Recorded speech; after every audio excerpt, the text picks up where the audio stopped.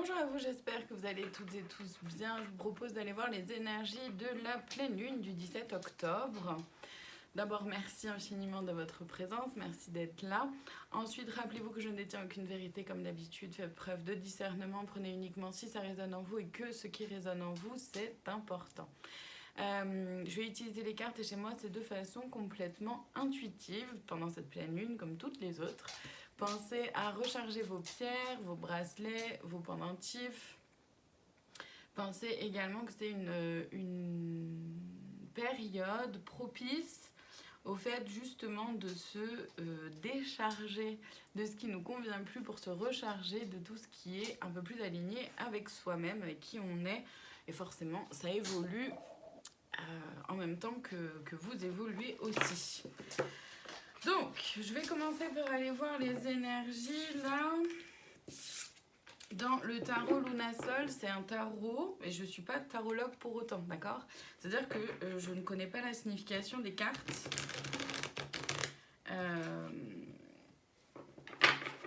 Elles me permettent simplement de structurer en fait les messages que je reçois pour être un petit peu plus organisée, on va dire, dans les messages que je reçois. Alors, qu'est-ce qu'on a? L'as de coupe et le roi de bâton. Déjà, dans un premier temps, c'est une énergie de positionnement. C'est une énergie de reprendre son pouvoir créateur, son pouvoir divin, d'accord? C'est pas son pouvoir de l'ego. Donc, être capable de se positionner dans sa vie, de savoir ce qu'on veut, comment on le veut, et surtout de savoir qui on est et comment on met en place les choses pour accéder à ce que l'on souhaite. Le roi de Pentacle ensuite, donc il y a beaucoup de rois, enfin beaucoup, il y en a deux quand même à la suite. C'est une énergie aussi d'abondance, hein. Il y a un peu cette notion-là quand même de récolter aussi ce qu'on a mis en place. Récolter un peu les fruits aussi de ce qu'on a fait, tout ce qu'on a mis en place jusqu'à présent. Le 7 de coupe, ça va être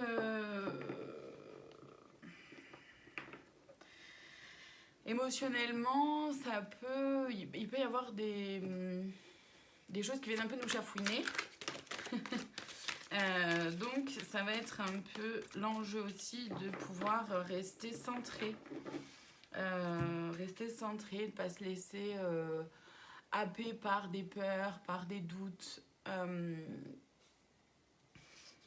Qu'est-ce qu'on a après? Le 3 d'épée et les amants. Donc, au niveau du sentimental, il pourrait... Alors, c'est pas pour tout le monde, ça. Mais ça fait partie du message, mais c'est pas que ça. Bref. C'est-à-dire qu'au niveau du sentimental, il pourrait y avoir peut-être un lever de voile par rapport à qui vous êtes, par rapport à ce que vous souhaitez, par rapport à votre relation, par rapport à votre partenaire. Il y a peut-être la blessure de trahison et ou de rejet qui refait surface. Mais surtout... d'une façon plus large, c'est une invitation, cette pleine lune aussi, à être aligné entre le corps, mental, esprit, qu'est-ce qui se passe dans mon corps, qu'est-ce que je ressens, comment je me sens dans mes émotions et qu'est-ce que mon mental me raconte. Est-ce qu'il est là vraiment pour me structurer, pour m'aider à planifier les choses et du coup donc pour me soutenir, ou est-ce que mon mental est présent plus dans le côté tu vas pas y arriver, t'es pas assez doué, t'es pas assez ci, t'es trop cela. D'accord, donc c'est d'essayer de trouver cet équilibre-là un peu entre tout ça et surtout de rééquilibrer les choses aussi à l'intérieur de soi à chaque instant, peu importe le domaine. C'est aussi le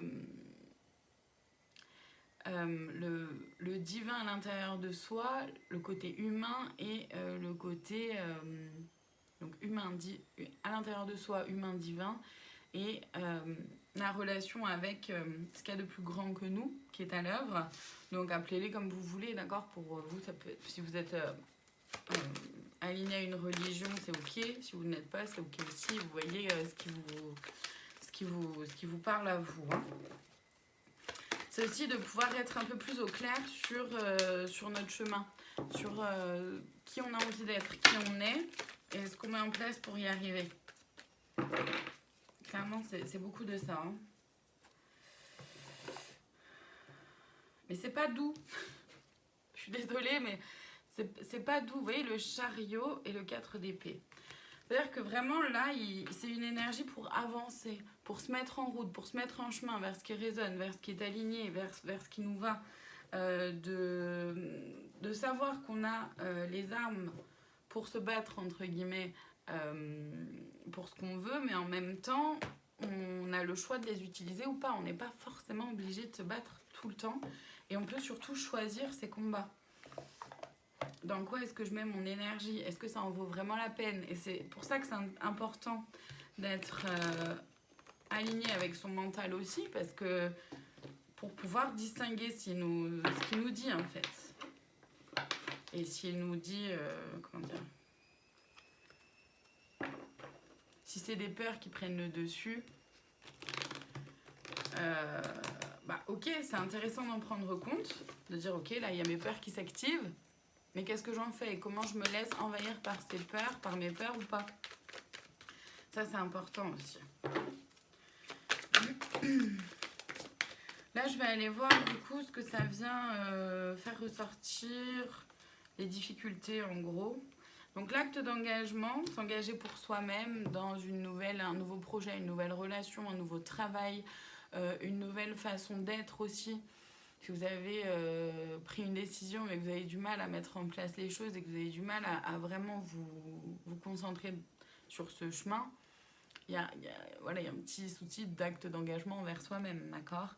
L'âme esselée, c'est-à-dire qu'avec les émotions là, qui prennent le dessus, on peut se sentir un peu esselé, j'ai pas d'autres mots, éparpillé, plus savoir quoi penser, comment on se sent vraiment, comment se calmer surtout, comment se recentrer. Vous voyez, la modification de la réalité, c'est ça, c'est-à-dire que ça peut être du coup pas simple de modifier les choses, de modifier son comportement, son quotidien, ou de modifier ce qu'on ressent, ce qu'on pense avoir besoin de modifier dans nos vies. Ça c'est relation miroir, donc d'essayer de voir en l'autre et autour de soi ce qui vient résonner à l'intérieur de soi, soit dans le positif ou dans le négatif, peu importe, mais en tout cas ça nous apprend sur nous-mêmes et on peut être un petit peu trop déconnecté peut-être de ça. Il y a la crainte du mauvais choix, de prendre une mauvaise décision, de faire le mauvais choix, et le modèle biaisé, on peut se laisser happer par des illusions.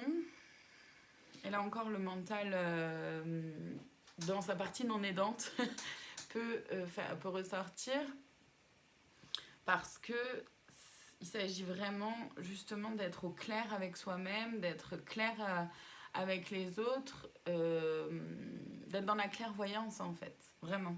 D'être dans une forme de clairvoyance, de soi à soi, mais aussi des autres, comment ils agissent par rapport à ce qu'ils disent, etc. Et qui ils sont réellement. Le modèle biaisé, ça peut aussi être en lien avec le fait de se lever de voile, justement, dont je parlais. Et ça peut concerner plusieurs domaines. C'est de rendre compte que, justement, on a peut-être pu idéaliser une situation, un travail, une relation, même soi-même, d'accord, dans qui on est, etc., ou dans le chemin de transformation que vous avez peut-être pu parcourir, ou vous voyez ce qui est là pour vous. Et forcément, ça bloque. À partir du moment où on est dans une forme d'idéalisation ou qu'on n'est pas ancré dans la réalité, en fait, et qu'on ne voit pas les choses telles qu'elles sont, qu'on n'a pas envie de les voir ou qu'on n'a pas envie de prendre conscience de ce qui se passe réellement, forcément, c'est pas aidant. Je vais aller voir les conseils dans l'oracle de l'intuition et de l'action. Conseils qu'on pourrait avoir à nous donner par rapport à cette pleine lune.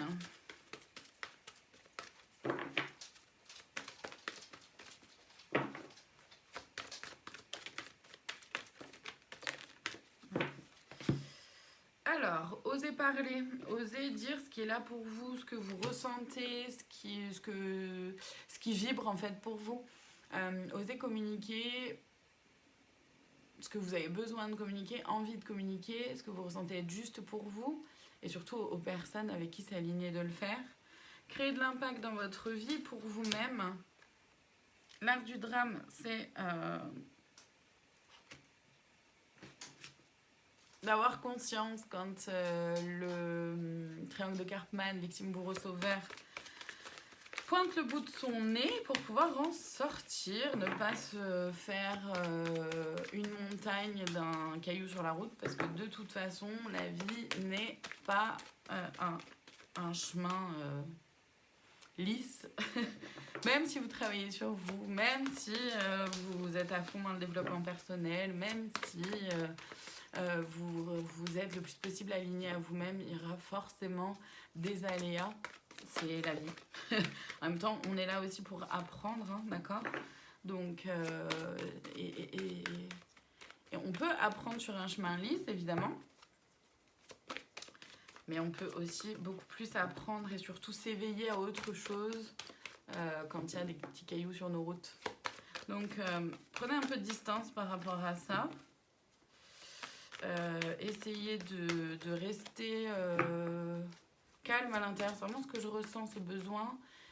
Cette invitation au calme intérieur, cette invitation au calme mental, cette invitation à s'apaiser soi-même, à se faire confiance dans votre intuition, à faire confiance aussi à la vie, à vos guides,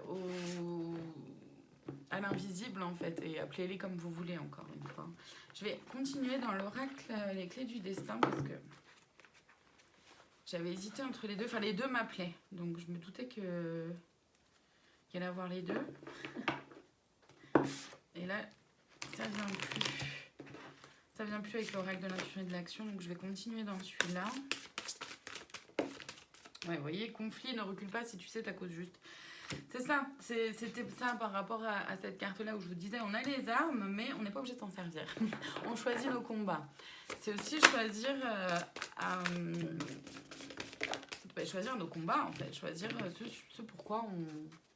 sur quoi on met notre attention, ce dans quoi aussi on met notre énergie. Régression, pente glissante en vue, à toi de voir. Là encore, il peut y avoir des petites choses qui viennent se rejouer. Et ok, maintenant, comment je change de rôle? Comment est-ce que je joue les choses, mais d'une autre façon? Échange, les mots ont un pouvoir. N'hésitez pas à, là encore, hein, oser parler, l'échange. Il y a vraiment cette notion-là d'exprimer, de s'exprimer avec les autres, d'oser exprimer ce qui est là. Vous voyez, libération. Ne regarde pas en arrière, la vie est devant toi. Donc ça, c'est une invitation aussi à lâcher prise sur la culpabilité, s'il peut y en avoir, et j'aurais dû faire comme si, et si j'avais su, avec des si on refait le monde, et voilà, avec du conditionnel, de toute façon, on va de partout et nulle part. Donc, concentrez-vous sur aujourd'hui. Aujourd'hui construit demain. Et le passé nous sert à apprendre, pas plus. Continuez d'avancer. Passion, enflamme-toi. C'est important vraiment d'être aligné sur ce que vous ressentez à l'intérieur. Vraiment faites preuve de discernement par rapport à ça et soyez vraiment connectés à votre intuition et à ce qui se vit à l'intérieur de vous. Automne, un détachement est nécessaire. C'est important de prendre du recul. Là, ça tourne en rond, donc je ne vais pas aller plus loin. C'est important de prendre du recul par rapport à vous, par rapport à une situation, par rapport à la vie, par rapport à la société, par rapport à plein de choses. Vous voyez ce qui est là pour vous, d'accord?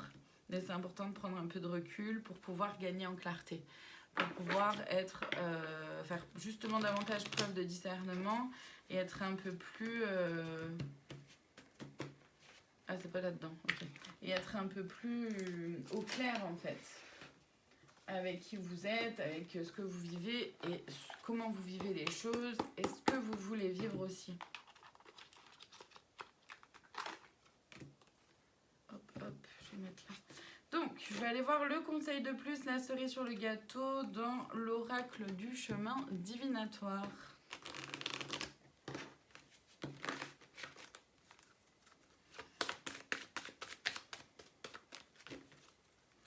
Je vais voir ça.